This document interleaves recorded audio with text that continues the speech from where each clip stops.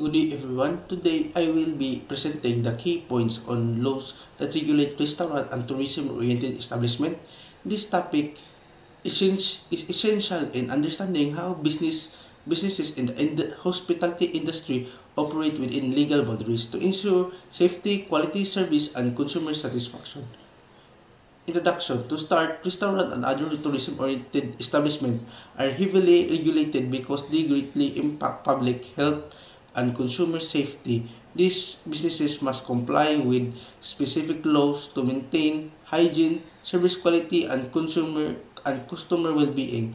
This presentation will provide an overview of those legal frameworks. Responsibilities of restaurants.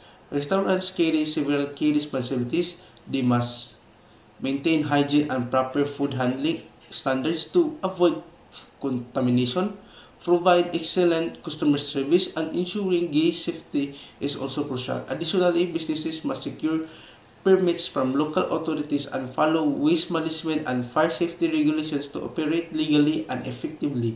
Legal frameworks governing restaurants. Several legal frameworks regulate restaurants. The 1987 Philippine Constitution protects cultural and tourism businesses. Restaurants also benefit from accreditation by the Department of Tourism, improving their reputation and credibility. Furthermore, establishments must comply with sanitation codes, fire safety laws, and other local ordinances that manages alcohol sales and operating hours. Types of tourism-oriented establishment. Tourism-oriented establishments are not limited to restaurants alone. They include shops, recreational centers, museums, karaoke bars, and even medical tourism facilities. Each type requires specific permits and must adhere to safety and quality standards. Case study: food contamination incident. To illustrate the importance of food safety, let's look at a case study. In this instance, a restaurant served kare-kare containing a used Band-Aid, resulting in customer complaints and legal consequences.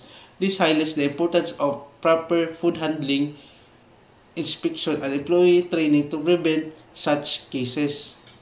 Accreditation requirements for restaurants. Accreditation is vital for businesses to operate smoothly. Restaurants must have proper entrance and exit routes, secure parking, and a clean dining environment.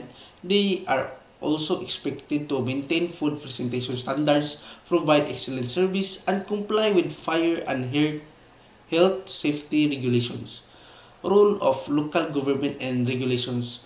Local governments play a major role in regulating businesses. They issue permits, enforce operational standards, and manage business hours, noise control, liquor sales. Ensuring sanitation and fire safety compliance is also part of their responsibility.